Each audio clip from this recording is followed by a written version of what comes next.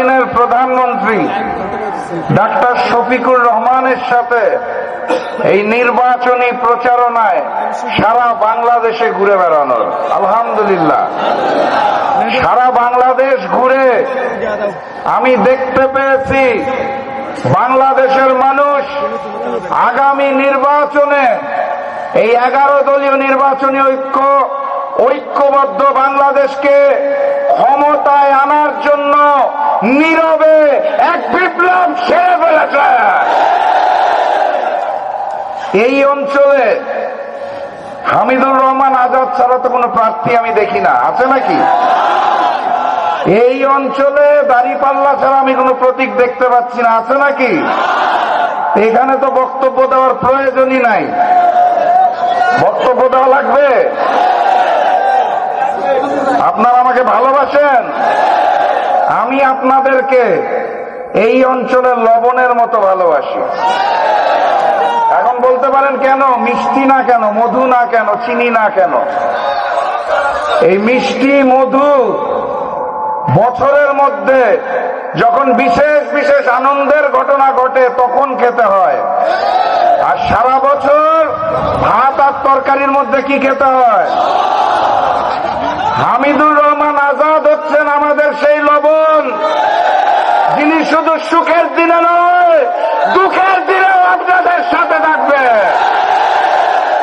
এই মানুষটাকে নির্বাচিত করবে, এটার জন্য ভাষণ দেওয়ার কি আছে রে ভাই? 12 তারিখে ডাক্তার হামিদুর রহমান আজাদকে প্রতীকটা কি? কি প্রতীক?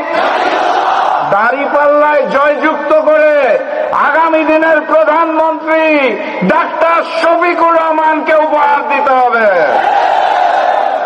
আর সেই ভোটটা দেওয়ার আগে ওই দিন আরো একটা ভোট আছে, মনে আছে তো নাকি? গণভোট।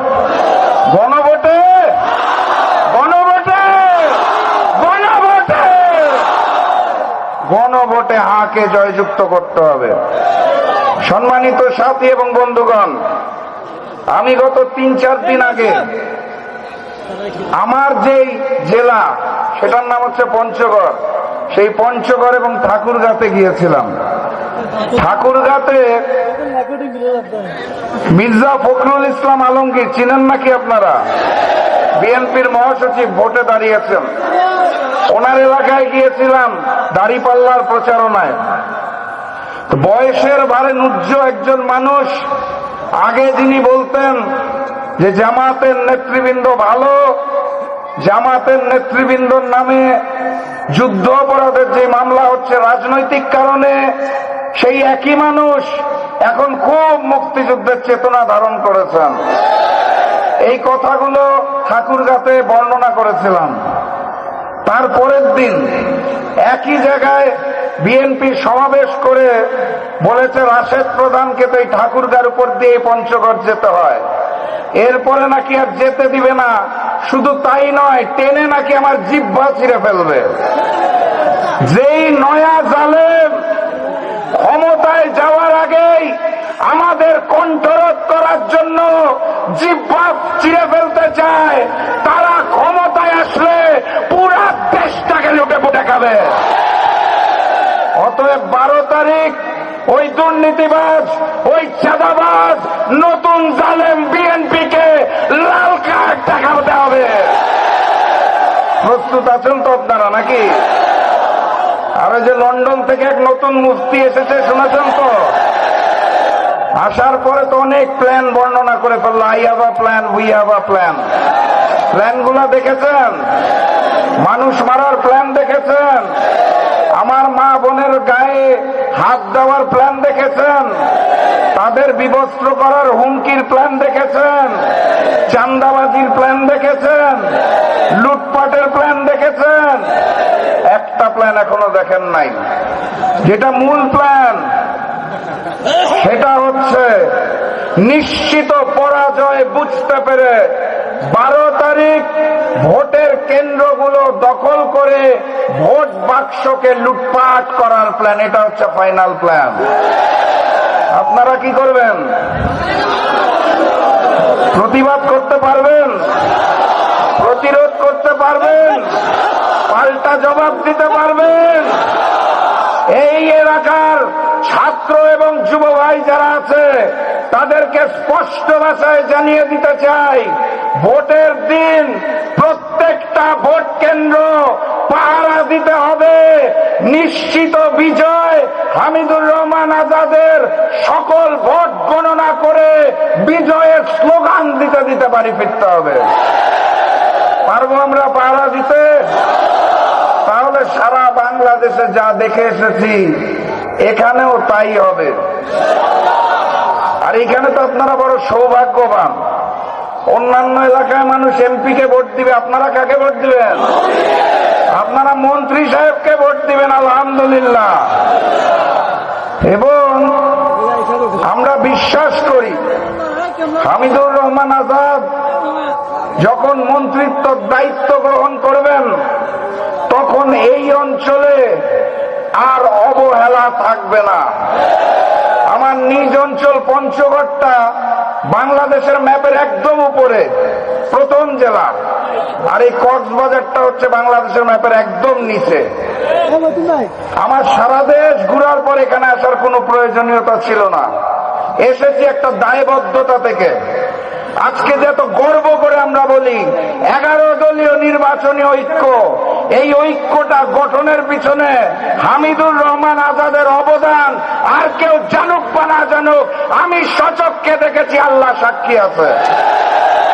এই যে আমার পূর্ববর্তী বক্তারা বলে গেল ইসলামী বক্স, ওয়ান বক্স পলিসি, প্রত্যেকটা দলের সাথে সমন্বয় করার জন্য এক একটা দিন এক একটা রাত কিভাবে হামিদুর রহমান আজাদ সময় কাটিয়েছে আমি সচক্ষে দেখতে পেয়েছি।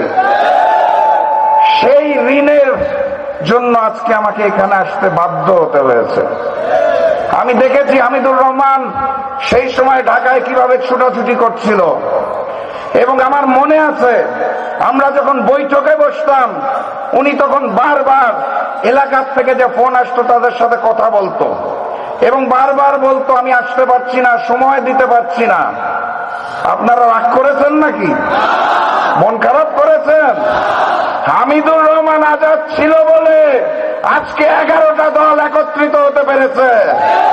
11 দলীয় নির্বাচনী ঐক্য গঠনের নায়ক হামিদুর রহমান আজাদকে আমরা 12 তারিখ বিজয়ী করব ইনশাআল্লাহ। সংগ্রামী সাথী এবং বন্ধুগণ, আরো বক্তব্য দেওয়া লাগবে? আরো শুনতে মন চায়? আমি বিশ্বাস করি হামিদুর রহমান আজাদ যখন মন্ত্রীর দায়িত্ব নিবে তখন এই যে দ্বীপ এলাকাটা আজকে আমি ঘুরে দেখেছি, আমার কাছে কেন জানি মনে হয়েছে ভবিষ্যতে এটা মালদ্বীপে রূপান্তর নিতে পারে, এবং এটা ওনার পক্ষে সম্ভব। ওনাকে যদি আমরা 5 বছর সময় দেই, উনি তো আপনাদের থেকে চাঁদাবাজি করবে না, লুটপাট করবে না, বরং নিজের পকেটের টাকা ভরে দিয়ে এলাকার উন্নয়ন করবে। 5 বছরের মধ্যে এই অঞ্চলকে গড়ে তোলা সম্ভব। তারপর তো আর কোনো কাজ নাই, কাজ আছে? আপনারা তো বলেছেন আমাকে অনেক ভালোবাসেন নাকি? তাহলে 5 বছর হামিদুর রহমান আজাদকে এনে দিন, পরের বার আমি দাঁড়াবো, উনি রিটায়ারমেন্টে যাবে, হবে তো নাকি?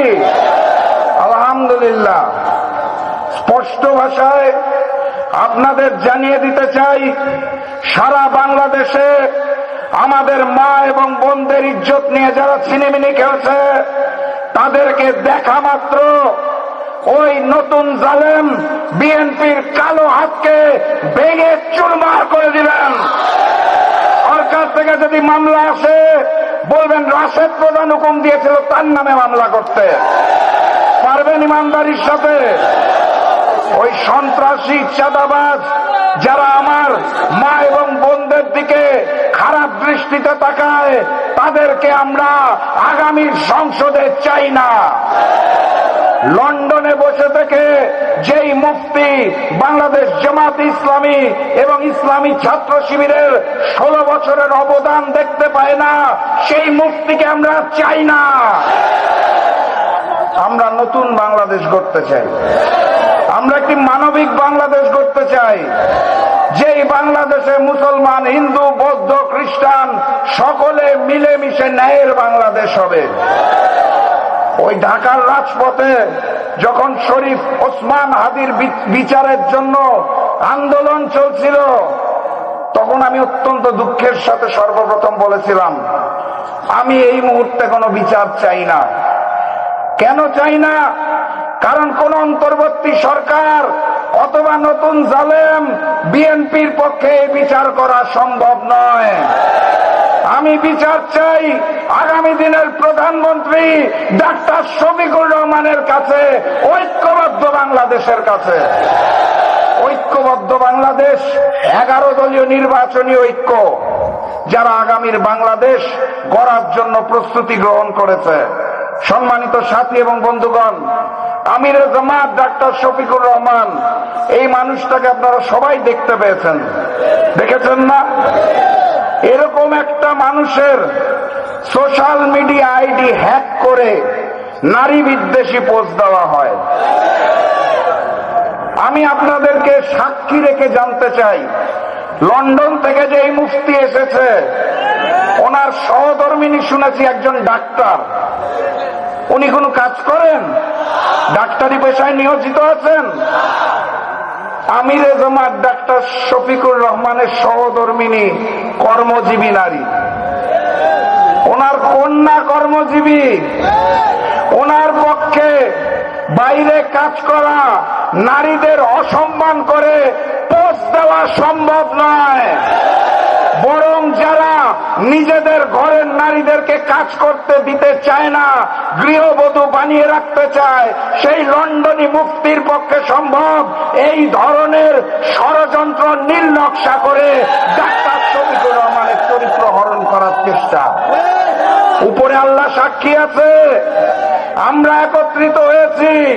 ইনশাআল্লাহ আগামী 12 তারিখ সকল ষড়যন্ত্রের রায় ঘোষণা করা হবে। আমরা প্রস্তুত? তাহলে একটা স্লোগান দিয়ে শেষ করি নাকি? ওই যে স্লোগান শুনলে পুরাতন জালেম বিএনপির বুক কাঁপতো, মনে আছে স্লোগানটা? আওয়ামী লীগ বিএনপি 2 জালেমেরই বুক কাঁপে যে স্লোগানে, মনে আছে স্লোগান? তাহলে প্রস্তুত হয়ে যান। নারায়ে তাকবীর, নারায়ে তাকবীর, নারায়ে তাকবীর। এটাই বিজয়ের স্লোগান।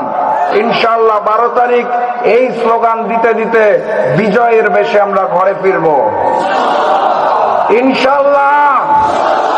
মার্কাটা কি? ইনশাআল্লাহ জিতে যাবে 12 তারিখ আজাদ ভাইয়ের। ইনশাআল্লাহ দেখা হবে বিজয়ে। বিজয়ের পথে যাত্রা শুরু, জীবন অথবা মৃত্যু। আসসালামু আলাইকুম।